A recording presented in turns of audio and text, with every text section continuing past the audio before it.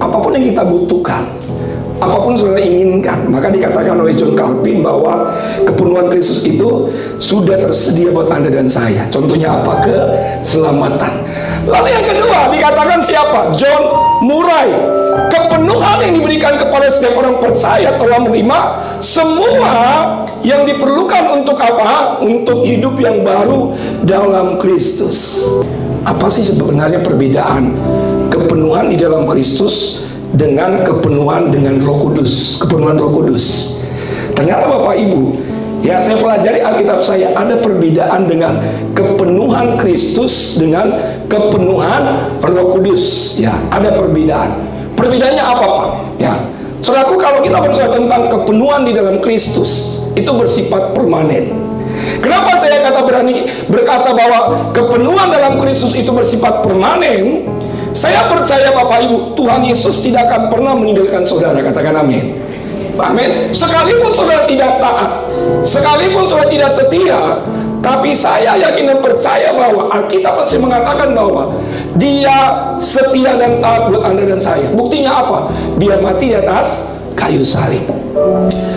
Perbedaannya lagi, Pak, apa sih kepenuhan Roh Kudus? Kepenuhan Roh Kudus itu tidak bersifat permanen. Saudara perhatikan bahwa Roh Kudus berdiam dalam hidup kita, dengan kepenuhan Roh Kudus itu berbeda. Kepenuhan Roh Kudus, kalau saudara lihat konteks waktu rasul-rasul menerima yaitu Roh Kudus di hari Pentakosta, mereka mengalami kepenuhan. Apa yang terjadi? Waktu mereka mengalami kepenuhan Roh Kudus, Alkitab masih mengatakan mereka berbahasa-bahasa asing atau berbahasa lidah. Ya. Tapi Bapak Ibu, saya sepakat bahwa kalau orang yang mengalami yang namanya kepenuhan Roh Kudus, ini terjadi, tadi saya katakan bahwa ketika tiba hari Pentakosta. Jadi kalau mengalami kepenuhan Roh Kudus, itu artinya ini tidak bersifat permanen. Berbeda dengan orang yang Roh Kudus berdiam di dalam hidupnya. Saudara-saudaraku, ada ayat Alkitabnya di dalam Lukas. Yuk kita buka firman-Nya. Lukas pasal 2 ayat yang ke-10. Yuk sama-sama kita baca. 2, 3, ya. Setiap orang terus yang mengatakan apa? Sesuatu melawan anak manusia, terus ia akan diampuni terus. Tetapi barang siapa menghujat Roh Kudus, ia tidak akan diampuni. Wow, menghujat Roh Kudus, ya. Tapi kalau dikatakan melawan anak manusia akan diampuni. Jadi kalau kita bisa simpulkan Bapak Ibu bahwa kalau kita berbicara tentang kepenuhan Roh Kudus, itu sempurna kita terima dalam hidup Anda dan saya. Amin. Nah, lebih dalam lagi Bapak Ibu, kita akan melihat ada 3 ciri-ciri bagaimana orang mengalami yang namanya kepenuhan Roh Kudus. Yang pertama, yuk, Efesus pasal 3:16. Sama-sama kita baca. 2, 3, ya.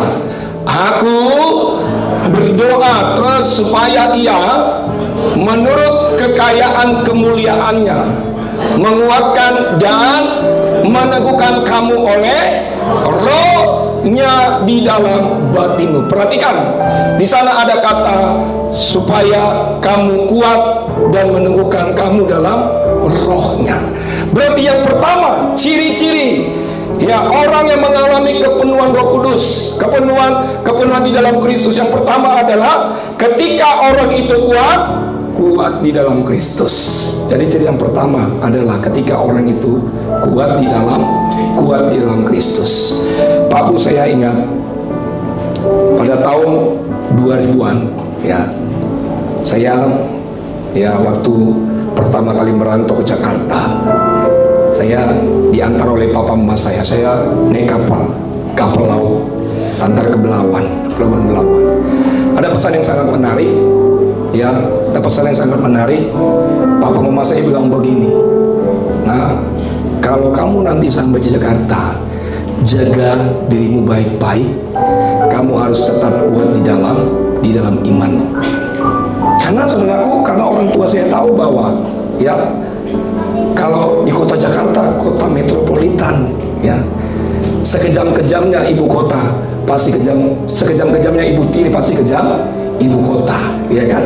Iya. Maka orang tua saya bilang begini, bahwa kamu harus kuat di dalam imanmu, ya.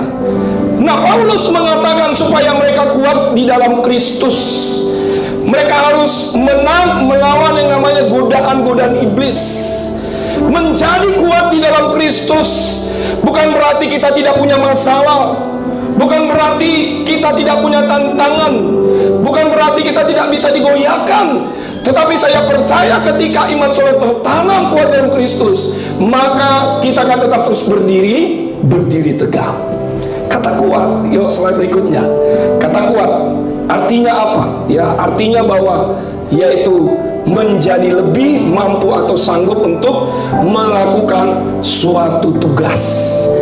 Jadi Bapak Ibu yang dikasihi oleh nama Yesus, menjadi kuat di dalam Kristus berarti membangun kekuatan di dalam Tuhan, bukan membangun kekuatan di dalam diri kita sendiri. Karena banyak orang Kristen hari-hari ini kalau kita melihat, mereka mengandalkan harta mereka, mereka mengandalkan pengetahuan mereka, mereka mengandalkan jabatan mereka, mereka sudah tidak lagi mengandalkan Tuhan. Ya, sama seperti waktu Yesus berkata, dia berkata kepada para pengikutnya, kepada murid-muridnya, bahwa kuat di dalam Kristus sama seperti apa? Tinggal di dalam Yesus sama seperti ranting yang tidak berbuah atau berbuah.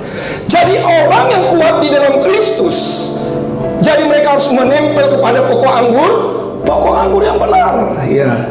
Jadi kalau menempel pada pokok anggur yang benar, maka mereka semakin hari semakin berbuah lebat. Pertanyaan kita hari ini Bapak Ibu, bagaimana supaya kita kuat dan teguh di dalam Kristus? Yang pertama, tinggal pada pokok anggur yang benar, atau di dalam Dia. Nah, ini berbicara tentang apa? Berbicara tentang perjamuan kudus. Nah, saudara rajin selalu menerima yang namanya perjamuan kudus. Saya percaya Bapak Ibu, di balik kuasa perjamuan kudus ada kuasa yang besar. Betul? Jangan pernah tinggalkan Yesus. Jangan lupa perjamuan kudus, ya. Karena waktu Anda dan saya perjamuan kudus, kita menyatu dengan tubuh dan darah Kristus. Bahkan yang lebih hebatnya lagi, kita akan dibangkitkan pada akhir zaman. Yang kedua dikatakan, pergunakanlah seluruh perlengkapan senjata Allah. Pak Bu, apa itu perlengkapan senjata Allah? Perlengkapan senjata adalah berdirilah tegak, berketopongkan keselamatan, apalagi saudaraku, berbaju jirah kebenaran, keadilan, berkasutkan kerelaan. Yang paling luar biasa dikatakan, pergunakanlah pedang roh. Hari-hari ini Bapak Ibu, ya, kalau kita melihat, ya, iblis ingin membuat saudara jatuh dalam dosa. Hari-hari ini iblis ingin membuat rumah tangga hancur. Hari-hari ini iblis ingin membuat saudara usahanya bangkrut. Ya, saya ingin memberitahu kepada saudara, iblis tidak akan pernah tahu masa depan saudara, tetapi iblis tahu akan masa lalu saudara. Yang tahu masa depan saudara siapa? Tuhan kita. Ya, iblis selalu mengungkit masa lalu kita. Maka oleh sebab itu Bapak Ibu, jangan mau lagi kembali kepada dosa yang lama. Lalu yang ketiga dikatakan apa? Bersukacitalah di dalam Tuhan. Bersukacita dalam Tuhan ini merupakan perintah Tuhan Bapak Ibu. Mau tidak mau, suka tidak suka. Orang bersukacita bukan karena habis baru gajian, bukan. Orang bersukacita bukan karena dia yang merasa hidupnya banyak duit, merasa hemat. Bersukacita dalam kondisi ya susah senang, dia tetap harus bersukacita di dalam Tuhan. Karena Paulus mengatakan jelas sekali, bersukacitalah senantiasa di dalam Tuhan. Bapak Ibu, saya memberitahu kepada saudara, sering sekali dalam kelemahan kita Tuhan izinkan kelemahan itu supaya kita tetap kuat di dalam Tuhan. Paulus pernah mengalami duri dalam daging, betul? Sampai 3 kali dia berdoa kepada Allah supaya apa? Dicabut, disembuhkan duri dalam daging itu. Tetapi apa jawab Tuhan kepada Paulus? Paulus, cukuplah kasih karuniaku bagimu, dalam kelemahanmu lah kuasa Tuhan menjadi sempurna. Sering sekali Bapak Ibu, Ya, sakit penyakit kita Tuhan belum izinkan.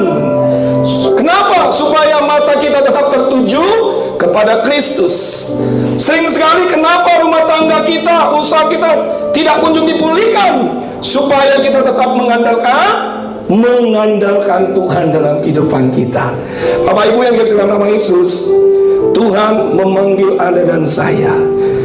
Tuhan ingin mengajak setiap kita lewat kebenaran firman Tuhan hari ini, bahwa ciri yang pertama adalah ketika orang itu kuat dan teguh di dalam Kristus.